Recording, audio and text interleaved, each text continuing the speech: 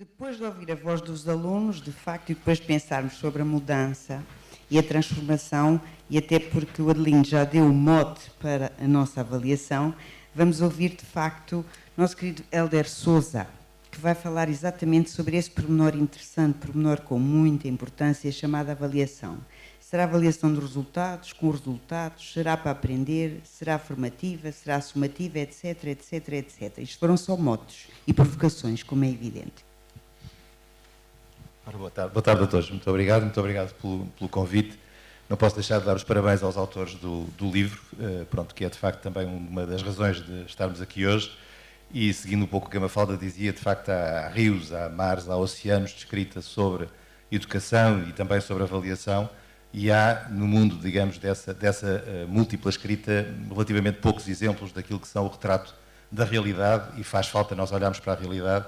Como já foi aqui dito, de facto a realidade constrói-se, não necessariamente com grandes invenções, neste momento na educação não há muito para inventar, há muito talvez para aplicar aquilo que já está, digamos, estudado, investigado, e que tanta dificuldade existe em implementar. E de facto a avaliação é talvez um dos fatores, enfim, não quero pegar para já, pode ficar para depois a questão do acesso ao ensino superior, que obviamente concordando inteiramente com o Adelino, é o cancro, e eu já o disse várias vezes, de muito do que se passa no sistema de educação e em particular na avaliação, embora também muito alicerçado no mito de que é preparando e fazendo testes, que é a forma de preparar os alunos para fazer um exame. Isso é um mito, é um equívoco profundíssimo, portanto que é fundamental desmistificar. Aliás, os resultados provam isso cabalmente. Os resultados em Portugal não melhoram, contrariamente àquilo que se possa pensar, e muito menos os resultados que os próprios exames nos vão mostrando.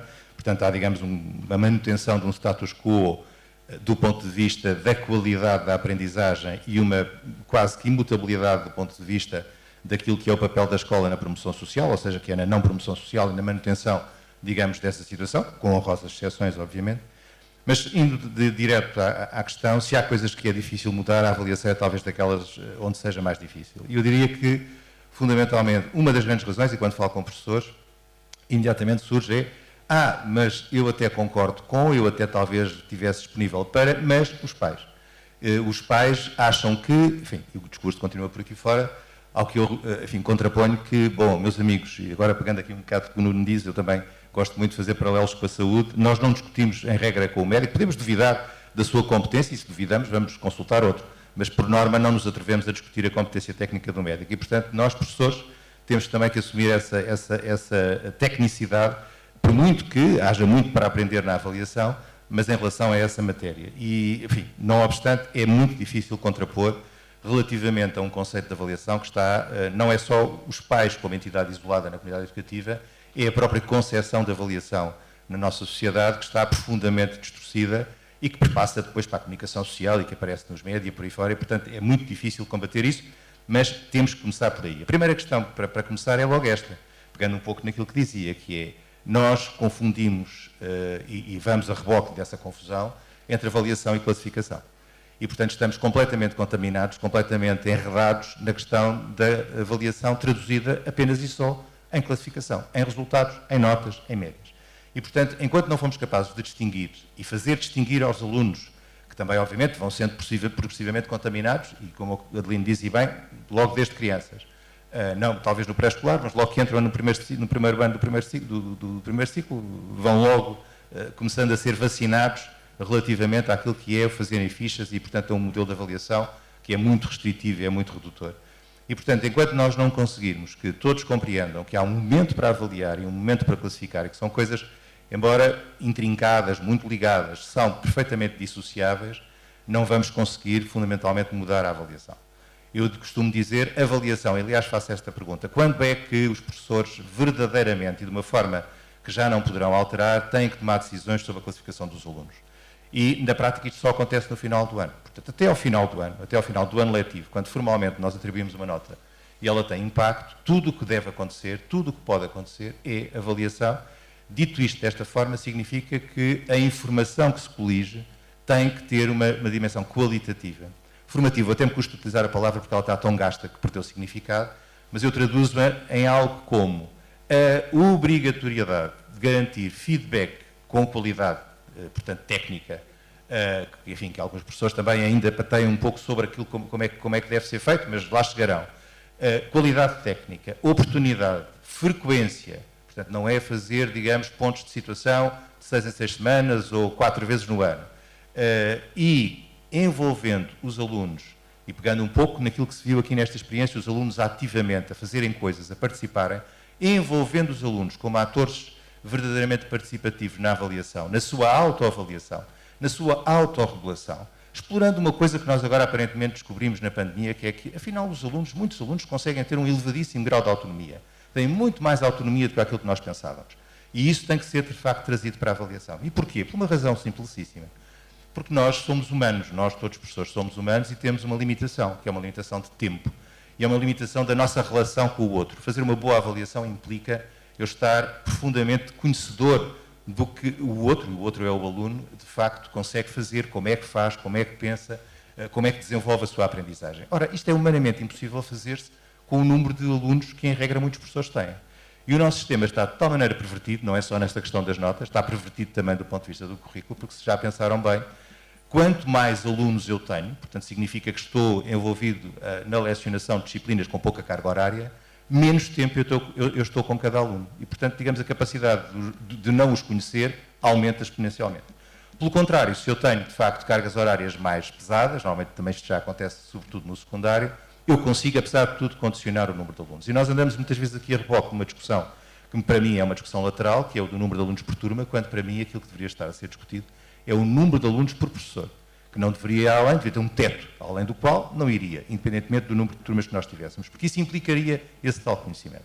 Mas termino já só dizendo o seguinte, e falando um pouco da experiência, se quiserem, daquilo que tem sido o trabalho que eu tenho desenvolvido com algumas escolas, e conto um episódio muito engraçado que de facto ilustra aquilo que pode ser ou que deve ser a mudança do ponto de vista da avaliação. Numa das escolas, enfim, não vou dizer qual, onde há mais tempo eu estou a trabalhar e que avançou com as propostas que eu tenho apresentado do ponto de vista de desenvolver ferramentas que permitam informar os alunos de como é que deve ser o seu processo de aprendizagem, que os obriga a estar envolvidos na avaliação, que permita aos professores que os alunos aprendam a participar, a conhecer como é que vão sendo avaliados, que diversificaram a avaliação, que têm múltiplos momentos de avaliação, que já não dependem dos resultados dos testes, que dão oportunidade aos alunos de que, se falharem numa avaliação, isso não vai imediatamente ser cristalizado e registado numa grelha Excel para fazer média com qualquer outra informação. Não, é apenas uma informação, tem um caráter informal, é transitório, é até ver se melhora.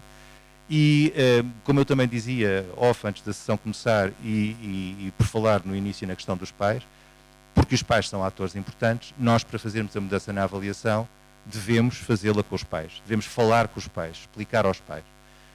Muito surpreendentemente da experiência que eu tenho, e eu alterno entre o ser otimista e pessimista. Gosto de ser otimista porque acredito que as coisas de facto vão mudar. Às vezes prefiro ser pessimista porque ser pessimista é mais desafiante. Se nós caímos numa situação, está tudo bem, amolecemos, se não está bem, isso constitui um desafio. E com a questão dos pais, eu dizia, bom, mais vale prevenir que remediar, é importante falar com os pais. Então, nessas escolas, eu proponho sempre falar com os pais. Portanto, há sessões de formação com os professores, há trabalho com os professores, trabalho técnico, mas há sempre uma sessão com os pais. E numa dessas escolas, o diretor disse-me, Hélder, eu tinha aqui uma ideia que era de, antes de falares para os pais, isto foi tudo feito em Zoom, foi tudo feito em janeiro deste ano, era interessante que alguns alunos e alguns professores que já estão a experimentar o modelo que nós estamos a implementar falassem, bom, ok, ótimo, excelente, assim foi. Portanto, tivemos crianças de 7º ano, 9º e secundário, 10º ou 11º, a contarem a sua experiência. E a experiência resume-se, no fundo, em 3 constatações. A primeira é de que estavam profundamente contentes pelo facto de passarem finalmente a conhecer quais eram os objetivos de aprendizagem, quais eram os critérios sobre os quais eles eram avaliados, quais eram, digamos, no fundo, os passos que eles tinham que dar quando não atingiam verdadeiramente a plenitude da aprendizagem. E a informação que tinham que consultar, o caminho que tinham que seguir, a metodologia que podiam desenvolver, tudo isto num quadro de grande autonomia. Isso era uma coisa que eles não estavam habituados e que passaram a estar habituados. A segunda faz parte do pacote, que é o de quanto tem uma determinada avaliação, se ela não corresponde àquilo que são as suas expectativas, há obrigatoriamente a necessidade de retomar a aprendizagem, de reforçar a aprendizagem e é-lhes dada uma nova oportunidade de avaliação, portanto, o que eles chamam de termos uma nova oportunidade, portanto, isso altera completamente a concepção do que é fazer um teste, do que é fazer uma prova, do que é fazer um debate, do que é fazer uma apresentação. Porque se algo correr mal, aquilo que eu dizia no princípio, ao longo do ano, até ao lavar dos cestos, nós podemos sempre rever aquilo que é a avaliação. E uma terceira constatação que eles diziam, agora só tem um senão, é que temos muito mais trabalho. O que eu acho que é extremamente positivo. E porquê é que têm mais trabalho? Porque eles estão permanentemente envolvidos, ativos naquilo que é o controle, a monitorização. Eles têm um trabalho, eles têm uma tarefa, eles têm uma atividade, eles têm feedback do professor perante essa atividade e têm que registar aquilo que é o seu desempenho. E têm que, no fundo, confrontar esse registro com aquilo que é o registro do professor e têm que descobrir outros caminhos, eventualmente, para poderem melhorar. Portanto, têm esta oportunidade de melhorar. E isto, no fundo, sumariza aquilo que podem ser algumas mudanças. Como vos digo, isto não tem rigorosamente nada de novo, faz parte da investigação que vem de há muitos anos a esta parte. Agora, a verdade seja dita, é que nós hoje, se pensarmos bem, na avaliação que temos, na avaliação que fazemos aos nossos alunos, não foi diferente daquela que nós tivemos. Eu digo daquela que estamos aqui já, enfim, pessoas já no terço final da vida, portanto já leva muitos anos. E se recuarmos ainda mais e se recordarmos daquilo que poderá ter sido a nossa conversa quando éramos crianças com os nossos pais e, quiçá, com os nossos avós, a avaliação que eles tiveram não terá sido, grosso modo, muito diferente daquela que, infelizmente, ainda continua a existir. Pelo lado positivo, é claro que há bons projetos, é claro que há muita inovação, mas o que é preciso, fundamentalmente, e isso acho que é, de facto, uma tarefa que nunca mais vai acabar, que é que isso ganhe asas, que se generalize, que se torne, digamos, algo que aconteça de uma forma plena nas escolas.